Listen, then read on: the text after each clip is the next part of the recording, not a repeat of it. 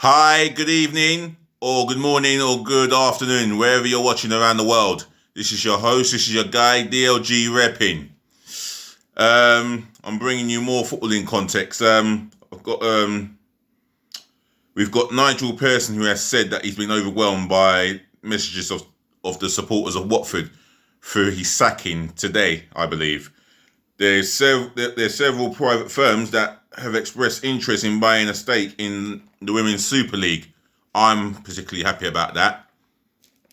I mean, the more funding that goes into the Women's Super League, the better. But I'm going to start off with Paul Merson and Phil Neville. They've both come out and slammed Ole Gunnar Solskjaer for selecting that team. Normally, he goes with a 4-3-3 and he just reverted to a 3-5-2. And he got heavily criticised. Merson has come out and said if Mourinho was playing the Arsenal in the final, he'll go with his strongest possible team. And he said, and he said what he needed to say about the performance, which was just atrocious. And Phil Neville said that United were not at their best. You know, he picked the wrong team and the wrong formation. Those were the words of Phil Neville. And I couldn't disagree with them anymore. I couldn't agree with them anymore, in fact. I couldn't agree. Because what I saw was a lethargic Man United team. They were poor. And Phil Neville said the only player that turned up for United was Bruno Fernandes. Let's be truthful.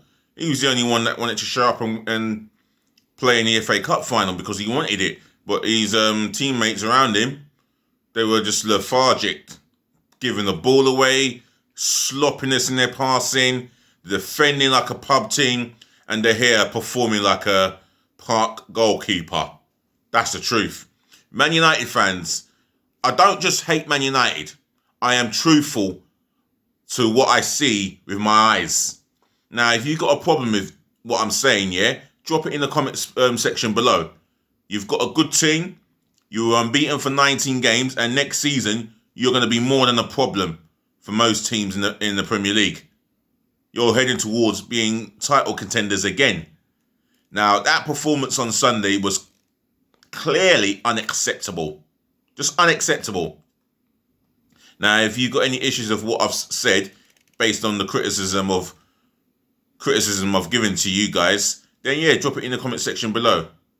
And if you want to talk about Paul Merson or Phil Neville, again, drop it in the comment section below. Do smash the thumbs up like button and listen down. And big up yourself, A massive shout out to you for showing me the love and appreciation and support because you've just subscribed to my channel. Thank you for that subscription. I'll cherish that. 42 subscribers, another 958. Let's keep it going, baby. Maybe not as enthusiastic as some, but I think that will do. I'm happy about that. 42 subscribers in a little over 6 months. So let this keep going. So moving on from the criticism to Man United from Solskjaer and Merson, Nigel Pearson has said that he is extremely overwhelmed by the messages of support since he was sacked by Watford. And I'll get onto the text here and read what was said. The sacking of Nigel Pearson is a ridiculous thing that could have happened to Watford. That's such poor timing. I mean, what the fuck were the owners thinking of? You complete fucking idiots. Watford owners, you deserve that from me. Your team are still within a big chance of staying up, and you go and do that because there's indifferences between you and Nigel Pearson. You should have put that to the side during the middle of the summer when the football season's done, and then I can understand if you made your decision to sack him, but don't sack him in the middle of preparing for the last 2 games of the season. That is just ridiculous. unacceptable act of decision making from your part. I don't know I don't know if anything has got to do with Elton John there, but it is a poor decision. I'm gonna read where I need to read. Yeah, Nigel Pearson says he has been overwhelmed by messages of support since being sacked as Watford manager. Pearson was appointed in December but dismissed on Sunday. Oh, it was on Sunday, with Watford in 17th position in the Premier League. So it was 24 hours ago. Wow. 3 points above the relegation zone. That's what I'm talking about. They're 3 points above the relegation zone. And he's done well to get you out of a position where you were 7 points off safety.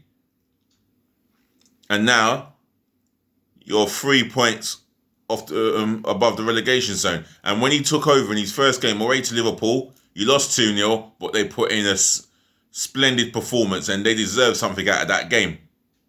But they got their revenge back and gave Liverpool a beating. You know, the game where their back three bullied Liverpool's phenomenal front three. And they did it hands down. Right, under 23s coach Hayden Mullins has been placed in temporary charge for the final League Two games of the season. Okay. Although not able to finish the task I was brought in to achieve, I wish Watford all the best, Pearson tweeted. Now that's very touching message there from Nigel Pearson there. And I wish Nigel Pearson the very best of luck.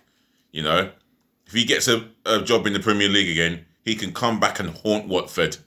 And he could play a role where he manages a team where that team manages to beat Watford and relegates them. Now, if that happens in his own dream, I'll tell you what, that will be a reality check for Watford. And that will be, well, as they say, revenge is best served cold. And it always is. And they say karma is a bitch. Watford, you don't know what you have done. Just hope that you don't mess up the opportunity in the final two league games, Man City and Arsenal. If that's 6 points lost, you're praying that Villa do not create a miracle and get 4 points. That's all they could go for, 4 points. And we are the Arsenal, and we are that team that could end up losing to Watford, Villa, and then Villa go and find a point elsewhere. Yeah, that's what I'm talking about. Well, anyway, all the best to you, Nigel Pearson, as I've just said, and I hope to see you in the Premier League sooner rather than later. You're a great bloke and a top-notch manager. So moving on, there's several private firms that are looking to invest in buying a stake in the WSL, that's the Women's Super League. Firms interested in buying stake in WSL, that's the title. Several private equity firms have expressed interest in buying a stake in the Women's Super League, including global investors Bridgepoint.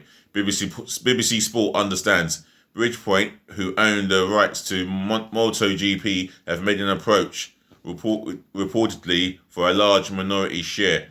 The Premier League remains in talks over a potential WSL takeover run by the Football Association, should I say.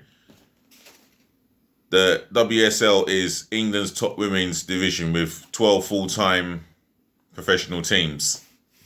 Now, this is not an impossibility. This is a reality that can happen. And if it was to go ahead, the league will be richer and healthier for it.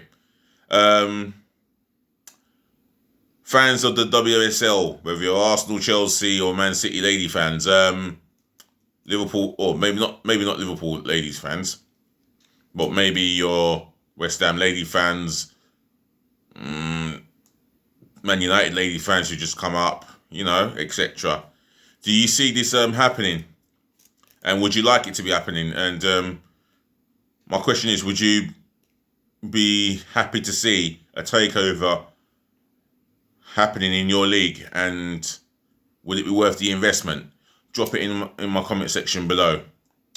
Right. Speaking of which, I'm going to wrap this up and say thank you to the ladies, to the gentlemen, to the boys, to the girls for listening. Thank you for tuning in and thank you for watching, yeah?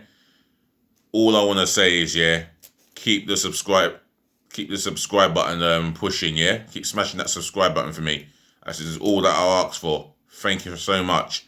That shows me the appreciation, the love and the support that you have for my channel. Other than that, it's peace again, love again, and bless again. And I should be back for tomorrow morning, yeah? If I'm not back for tomorrow morning, that's because I've decided to go work. So it'll be hopefully afternoon or evening, yeah? But if I do not go work, then I'll be back for tomorrow morning to please you guys with more footballing context. Once again, thank you for listening. Thank you for tuning in and watching, yeah? Yet again, it's your guy, your host, DLG Reppin. I'm going to wrap this up and say, have a good evening and rest well. See you later.